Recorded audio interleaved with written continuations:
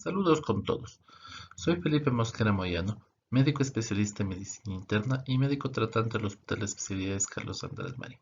El día de hoy quiero proponerles un tema interesante con lo que se refiere al COVID-19, que es el seguimiento clínico del post-COVID-19. Hagamos una breve reseña de algunos momentos claves de la pandemia. En diciembre se refiere que el inicio de la enfermedad en Wuhan, la provincia de Hubei en China.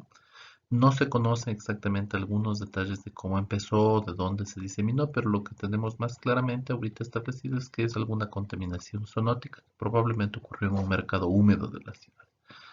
En enero y febrero del año 2020 ocurre una diseminación del virus en focos específicos a nivel mundial, en Europa, en Latinoamérica, en Estados Unidos, donde se comienzan a propagar los casos y se disemina esta enfermedad por todo el mundo.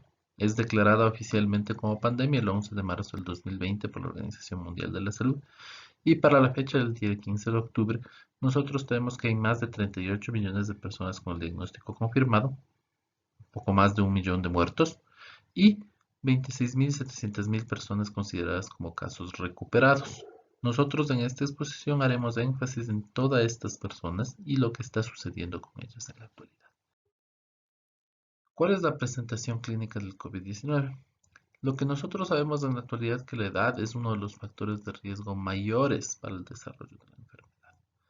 Del porcentaje de cada uno de los casos por edades, vamos a ver que más del 80% de las personas menores de 50 años y menores de 10 años presentan casos leves de la enfermedad, que es una enfermedad que característicamente en estas personas dura de 1 a 14 días, donde se considera que un término medio y un periodo de incubación asintomática, y 8 días de enfermedad, con síntomas leves como la fiebre, astenia, tos seca, y pueden presentar en algunos casos inclusive opacidades en vidrio deslustrado y neumonías leves de manejo ambulatorio en los pacientes.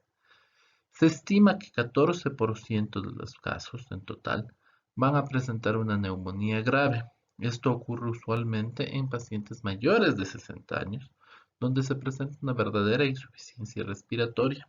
Hay una necesidad de cuidados intensivos y la enfermedad es mucho más larga. La enfermedad abarca hasta 14 días de este grupo de personas. Finalmente, nosotros tenemos el grupo más reducido donde tenemos la enfermedad crítica y los fallecimientos, usualmente comprometido por personas mayores de 68 años, un verdadero síndrome de distrés respiratorio, una injuria cardíaca producto del virus y falla orgánica multisistémica. En estas personas la evolución de la enfermedad está alrededor de 16 días, con un término medio y con unos extremos de 12 a 20 días.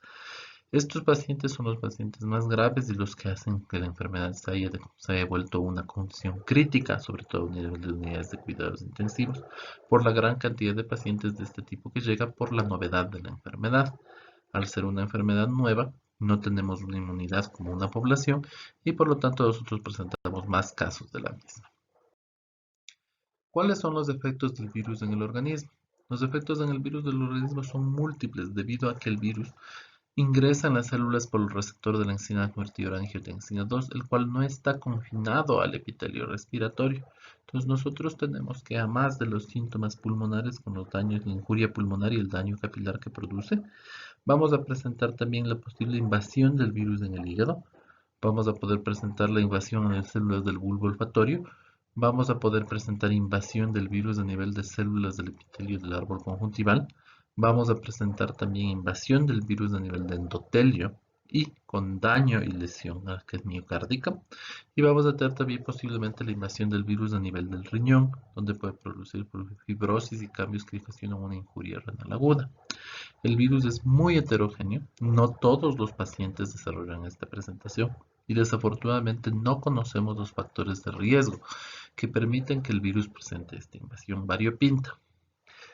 Entonces, esto tenemos que considerar lo que es infrecuente la manifestación sistémica. Afortunadamente, más del 80% de los pacientes presentan un episodio agudo el cual se recupera rápidamente. Sin embargo, nosotros no sabemos en estos pacientes si es que existe una afección o una injuria de órgano blanco, por lo que habíamos mencionado que el receptor de la enzima convertidora de angiotensina 2 es universal. Tampoco en los pacientes desconocemos ¿Cuál es el efecto del síndrome inflamatorio este exagerado que se denomina tormenta de citoquinas? En todos los casos, ¿qué es lo que puede suceder a largo plazo? Las causas de la tormenta de citoquinas son poco claras y mal definidas, y las repercusiones sistémicas aún no han sido esclarecidas. Finalmente, les quería mencionar que la respuesta inmunológica contra el virus es también muy variable. Hemos descrito dos tipos de inmunidad fundamental que se generan con la infección viral. La respuesta humoral, que es la más conocida y la que es más cuantificada, se caracteriza por la producción de inmunoglobulinas G, M y A contra la proteína spike o la proteína de superficie del virus y tiene un efecto neutralizante. Se ha visto en grandes series que los efectos de los niveles de los anticuerpos decaen con el tiempo hasta llegar a ser indetectables en algunos casos. Y finalmente nosotros tenemos lo que es la respuesta celular. La respuesta celular se produce por la estimulación de células Th1 CD4 positivas y CD8 luego del proceso agudo. De esto no se ha logrado cuantificar mucho en la experimentación práctica, pero in vitro nosotros tenemos que existe respuesta muy prolongada y bastante robusta contra el virus. Desafortunadamente nosotros no tenemos cómo medir esta respuesta en la práctica cotidiana y aparentemente esta también juega un papel crucial en la inmunidad final. Hay que ver que existe una variabilidad también muy importante en lo que se refiere al aclaramiento del virus en el organismo. El periodo de aclaramiento es muy variable, hay algunos casos que lo hacen en pocos días, pero hay extremos que lo realizan en meses. Y este significado es incierto. No sabemos exactamente si es que la persistencia del virus en el organismo puede generar manifestaciones clínicas o no, y cómo incide la respuesta inmune al respecto. Adicionalmente, tenemos que nosotros los pacientes presentan diferentes tipos de respuesta inmune. Hay pacientes que tienen inmunoglobulinas G que desaparecen en pocos meses, semanas. Hay pacientes que no desarrollan una inmunidad humoral permanente contra el virus, mientras que hay pacientes que tienen una inmunidad humoral muy robusta con exposiciones muy leves. ¿Qué factores determinan esto? No está claramente determinado y no sabemos si es que el tipo de inmunidad juega un papel crucial en el desarrollo de las manifestaciones posteriores. Vamos a hacer unas definiciones acerca de lo que es el post-COVID. ¿Qué es el post-COVID? Es un concepto todavía un poco ambiguo. No existe una definición aceptable a nivel universal del mismo. ¿Por qué tenemos este problema? Este problema lo tenemos porque tenemos resultados muy diferentes luego del tratamiento a nivel mundial. Hay países donde la morbilidad y la mortalidad se reporta como muy alta en los pacientes que están en ingreso en hospitalización, mientras que otros países tienen un ingreso hospitalario muy bajo. La gran heterogeneidad de tratamientos que se utilizaron al principio de la pandemia también aparentemente parece que condiciona estas diferencias. Esto representa una brecha de conocimiento muy importante, dado que el virus de la pandemia es un fenómeno nuevo y no conocemos exactamente sus repercusiones y vamos aprendiendo a medida que como vamos avanzando. Y desafortunadamente no tenemos una consolidación de los resultados estadísticos de los efectos posteriores de la enfermedad, dado que se ha priorizado el manejo agudo. Nosotros sabemos muy bien las complicaciones, repercusiones agudas, las estadísticas de mortalidad, las estadísticas de prevalencia y de incidencia. Sin embargo, los resultados obtenidos en los 26 millones de casos recuperados y un poco más que se tenían hasta el día 15 son desconocidos porque la estadística no se está dedicando a consolidar eso en el momento. Pero tenemos algunas recomendaciones acerca de lo que podríamos definir como post-COVID. Tenemos dos conceptos. El post-COVID se denomina el periodo después de 3 semanas luego del principio de síntomas en el paciente. El COVID crónico, otra definición concomitante, es de la persistencia de sintomatología que es atribuible a la enfermedad por más de 12 semanas y no requiere un diagnóstico serológico para realizar estas definiciones. Eso es lo más importante. Nosotros no necesitamos realizar PCR para definir el post-COVID, ¿no? ¿Cuáles son los síntomas reportados durante el post-COVID? En este estudio se compararon los síntomas que los pacientes reportaron durante la enfermedad con los síntomas que los pacientes reportaron después de la enfermedad en un periodo de seguimiento un poco largo. En cuanto al porcentaje, podemos ver que el síntoma más importante que los pacientes reportan después del desarrollo del COVID es la fatiga, seguida de disnea, dolores articulares, dolores del pecho, tos y anosmia.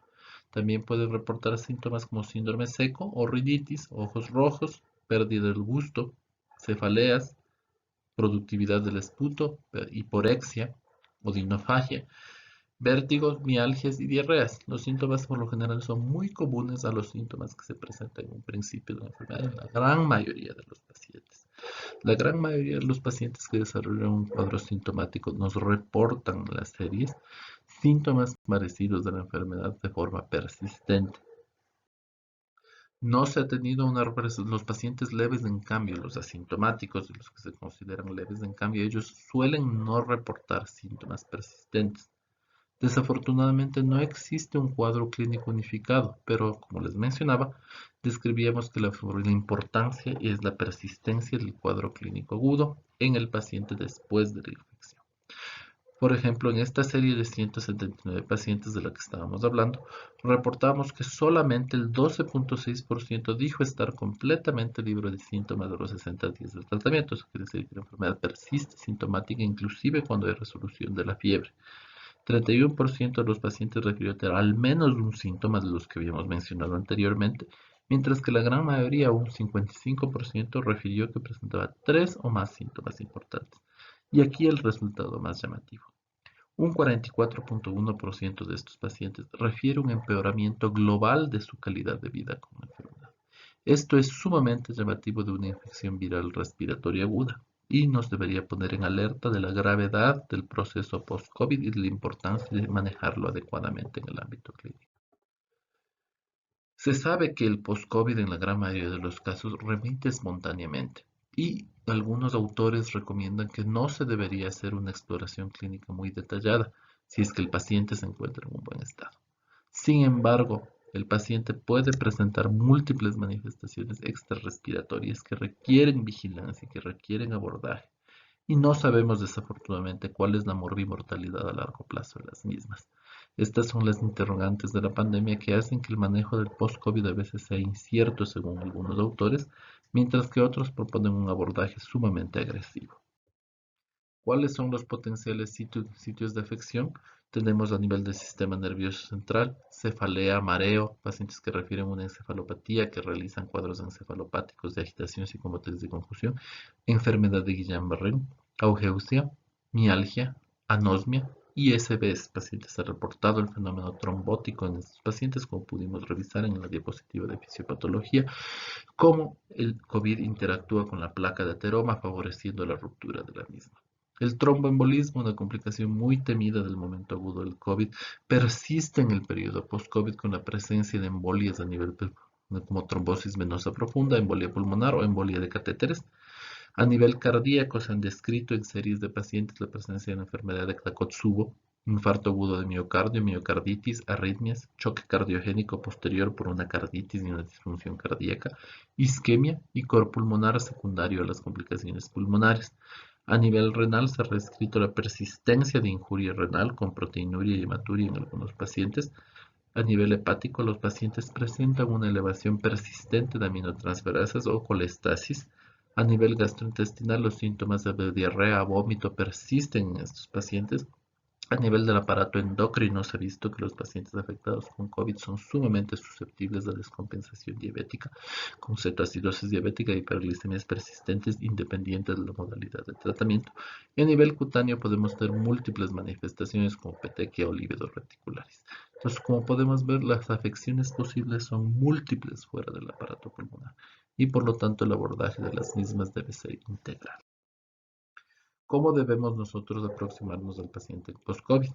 Debe considerarse siempre la realización de un abordaje multidisciplinario dirigido por un médico de cabecera, un médico de especialista en medicina familiar, el médico general o el médico clínico que maneja al paciente inicialmente. Y debe comenzar siempre con una entrevista detallada. En la entrevista debemos recolectar datos acerca de la sintomatología del paciente, cuál fue la que presentó en el pasado durante la enfermedad, cómo fue la evolución de la enfermedad y cómo ha sido la evolución actual del paciente. Identificar durante la entrevista todas las comorbilidades existentes en el paciente, dado como diabetes, hipertensión, falla renal, EPOC, cardiopatías y otras, que podrían potencialmente descompensarse o presentar efectos adversos al no estar controladas. Como les había mencionado, en estos casos se ha visto exacerbación de todas las patologías crónicas luego del manejo del COVID. Por lo tanto, es importante que el médico clínico conozca las morbilidades de su paciente para poderlas manejar adecuadamente. Al momento de realizar el examen físico integral, pero tenemos que hacer mucho énfasis en el aparato respiratorio, cardíaco, en el sistema otorrinolaringológico, en el neurológico y circulatorio cuando realizamos nuestra examinación, en búsqueda de signos sugestivos de las potenciales complicaciones que nuestro paciente puede presentar. Vamos a hacer sobre todo mucho énfasis en lo que es el apoyo y la comprensión y la compasión en estos pacientes. Tenemos que escucharlos, sus frustraciones. La pandemia ha generado muchos miedos y mucha pérdida de soporte social en algunos pacientes, por lo tanto el médico puede volverse una herramienta útil en este manejo. Hay que reconocer las dificultades propias de la pandemia, como la situación económica, la situación familiar, la incertidumbre que se ha generado. Y nosotros tenemos que ser una fuente de información y de tranquilidad para nuestro paciente para poder subsanar estas inquietudes. Esto es muy importante y está remarcado en todas las guías internacionales de que el médico que realiza seguimiento del post-COVID debe dedicar un tiempo muy amplio al manejo de las inquietudes del paciente para tratar de brindar tranquilidad. Y finalmente, en base a nuestros hallazgos, tenemos que establecer un plan diagnóstico adecuado y una terapéutica adecuada en base a las comorbilidades de nuestro paciente. ¿Cuáles son las recomendaciones de evaluaciones complementarias? En realidad no existe una recomendación definida acerca de qué es lo que tenemos que solicitar, pero debe ser un abordaje racional y sistemático basado en nuestros hallazgos. La biometría hemática es una herramienta útil, pero pertinente solamente un estudio de control si es que el paciente tiene una disnea persistente en el interés de descartar una anemia concomitante, ya sea producto del proceso inflamatorio o por otra etiología en el paciente. El seguimiento de las citopenias que haya presentado nuestro paciente posterior al evento se describe que la linfopenia grave suele ser muy común en los enfermos con COVID-19. La manejo de los marcadores inflamatorios, la ferritina. Es importante realizar un control en los pacientes que tuvieron un fenómeno inflamatorio muy fuerte. Se ha visto que esta ferritina y el PCR son predictores de eventos trombóticos en los pacientes durante el post-COVID, entonces la persistencia de este marcador elevado puede indicarnos que el manejo antitrombótico debe extenderse por un tiempo un poquito más prolongado en estos pacientes. Del mismo modo, el PCR también es un marcador interesante. Y el dímero D si es que nosotros sospechamos un fenómeno trombótico post-COVID, ¿no? Marcadores cardíacos útiles del ProBNP, si es que nuestra exploración clínica demuestra signos clínicos de falla cardíaca, nos puede ayudar a identificar una miocarditis de forma precoz en estos pacientes y del mismo modo las troponinas tienen esta utilidad. ¿Cuál es la utilidad de las imágenes de tórax luego del COVID-19? Nosotros desafortunadamente todavía no tenemos un protocolo estandarizado de cuándo solicitar la evaluación. No se considera útil si se oscila la tomografía en los pacientes que tienen cuadros leves o son asintomáticos. Nosotros debemos considerar la realización de una imagen de control en los pacientes con COVID grave o aquellos que estuvieron hospitalizados en una unidad de cuidados intensivos. De acuerdo al protocolo del Reino Unido, recomiendan una realización de una placa de tórax de control a las 12 semanas del cuadro. Nosotros podemos salirnos de esta norma si es que en nuestra exploración encontramos sintomatología respiratoria persistente o una disnea no explicada en un paciente con un cuadro de COVID independiente de su gravedad para hacer una evaluación pulmonar. En cuanto al manejo, como ustedes pueden ver aquí, el manejo será multidisciplinario. Hay recomendaciones médicas, farmacológicas y recomendaciones no farmacológicas sociales que debemos hacerlas de forma sintomática. Nosotros tenemos que promover un adecuado horario de fisioterapia respiratoria o a enseñar al paciente una higiene adecuada de la respiración. Se puede solicitar que el paciente, si es que está acorde con sus creencias, realice algún tipo de actividad relajante como el yoga o meditación para poder tratar de mejorar su bienestar. Solicitar consejería psicosocial. La nutrición es sumamente importante. El paciente debe tener una nutrición balanceada y fortificada en algunos casos. Los pacientes que permanecen en cuidados intensivos tienen una sarcopenia muy importante y pues, sufren un proceso de consumo bastante marcado. Por lo tanto, una regulación nutricional es adecuada. La actividad física debe promoverse. Se deben promover prácticas higiénicas adecuadas. Es completamente recomendable, todas las guías han establecido que los pacientes post-COVID no deben fumar y no deben consumir alcohol después de la presencia de la enfermedad. Y el manejo farmacológico que debería ser puntual de acuerdo a las complicaciones y a los signos presentados por el paciente. Aquí tenemos un enfoque un poquito más detallado en el Reino Unido. Hay intervenciones médicas que se pueden hacer, por ejemplo, el tratamiento sintomático de la fiebre si el paciente tiene fiebre con paracetamol. Nuevamente les recalco que la empatía y escuchar al paciente es una de las cosas más importantes que nosotros debemos hacer en el manejo del paciente post-COVID. Los pacientes sufren de mucha incertidumbre por las situaciones que yo les había mencionado y tienen mucha ansiedad luego de la enfermedad. Por lo tanto, esto es completamente indispensable. Optimizar el control de las condiciones que hayamos interpretado que son crónicas y que el paciente requiere manejo a largo plazo. Si es que nosotros encontramos una infección aguda en ese momento, utilizar antibióticos de forma racional. No se recomienda de forma sistémica el manejo de antibióticos en los pacientes con sintomatología persistente respiratoria en el post-COVID y el tratamiento específico de cada complicación. ¿Ya?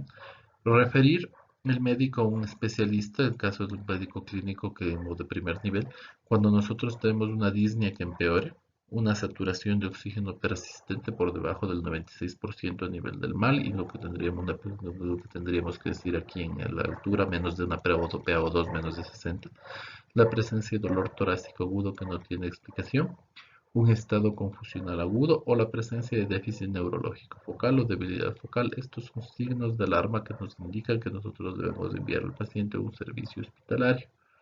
Entonces, ejemplos de especialidades que nos pueden colaborar en el seguimiento clínico en la parte respiratoria, un neumólogo, un cardiólogo si es que tenemos signos de miocarditis, pericarditis o de falla aguda, y el neurólogo si es que tenemos estos eventos vasculares agudos. La consejería de salud mental, indispensable en el COVID, debe ocurrir tanto en la consulta como en la comunidad, dando una continuidad de manejo. No medicalizar a los pacientes post-COVID. Los pacientes post-COVID deben ser manejados con comprensión más que con tratamientos farmacológicos o farmacológicos solamente si es pertinente. Las visitas de nuestros pacientes post-COVID deben ser más largas. Desafortunadamente, esto a veces puede ser una dificultad en el sector público, pero es indispensable hacerlo. La enfermedad ha generado mucho miedo y mucha incertidumbre en la población. Por lo tanto, el médico debe volverse un apoyo importante en estos pacientes y en la comunidad buscar la formación de grupos de apoyo, buscar el soporte social de la comunidad, buscar grupos espirituales comunes en los cuales estos pacientes puedan reunirse. El automanejo del paciente post-COVID, si es que es posible, la oximetría de pulso diaria se recomienda, sobre todo si es que el paciente tuvo una enfermedad más grave. El cuidado general de la salud, que ya habíamos mencionado, un estilo de vida saludable. La meditación y la relajación se considera que es bastante importante en estos pacientes. Y la actividad física gradual, y a establecer metas realistas. Como siempre, el establecimiento de metas realistas de la evolución es importante en todo tipo de pacientes, sobre todo en un paciente con una enfermedad crónica en la cual se tiene mucha incertidumbre acerca de su manejo. ¿Cuáles son las controversias que nos quedan ahora después de esto? Hay muchas incertidumbres. ¿El post-COVID existe realmente? Es una incertidumbre que todavía no hemos contestado. No sabemos si es que estas manifestaciones son producto del virus o es un síndrome de otro tipo o son producto de manifestaciones por la cobertura que se ha dado la pandemia. La persistencia de estos síntomas todavía no es desconocido su verdadero origen y cuál es su característica. ¿Cuáles son los factores que predisponen a la aparición del síndrome post-COVID? Tampoco no los conocemos. Mucho de la inmunidad posiblemente sea la explicación de esta enfermedad, pero todavía tenemos gran incertidumbre al respecto. ¿El post-COVID es reversible? Tenemos pacientes que están reportando síntomas a más de 12 semanas de la enfermedad. ¿Qué sucederá con estas personas? ¿Qué manifestaciones van a remitir? ¿Los pacientes recuperarán su calidad de vida o no? Todavía no lo conocemos. ¿Cuánto tiempo realmente debemos esperar para poder definir la duración del post-COVID? Tampoco se conoce. Desafortunadamente las series de post-COVID son muy pequeñas y son de periodos muy cortos en los cuales todavía aún no podemos tener una certeza acerca de esta enfermedad. Hay otras secuelas que aún no hemos documentado dada la evolución de la pandemia, como la pandemia tiene meses de evolución, no cumple ni siquiera un año todavía.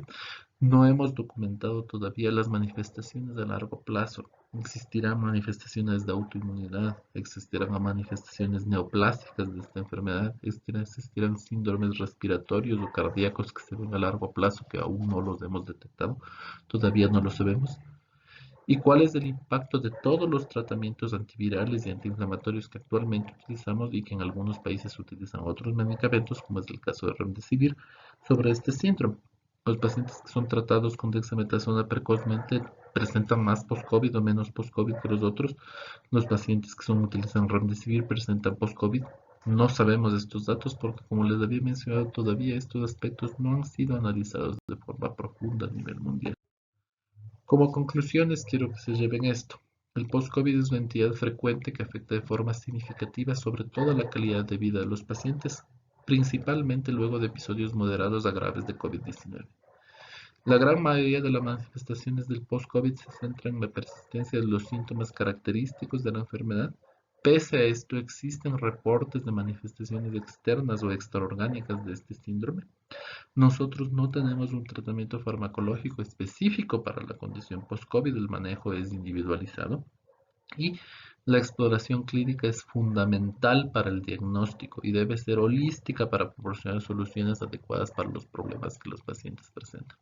Los pacientes con post-COVID presentan muchos problemas psicológicos y por lo tanto nuestra exploración y nuestro manejo debe dirigirse hacia estas patologías. Habiendo hecho esta presentación, me despido de ustedes esperando haber contribuido un poco en la formación de ustedes de esta enfermedad. Muchas gracias.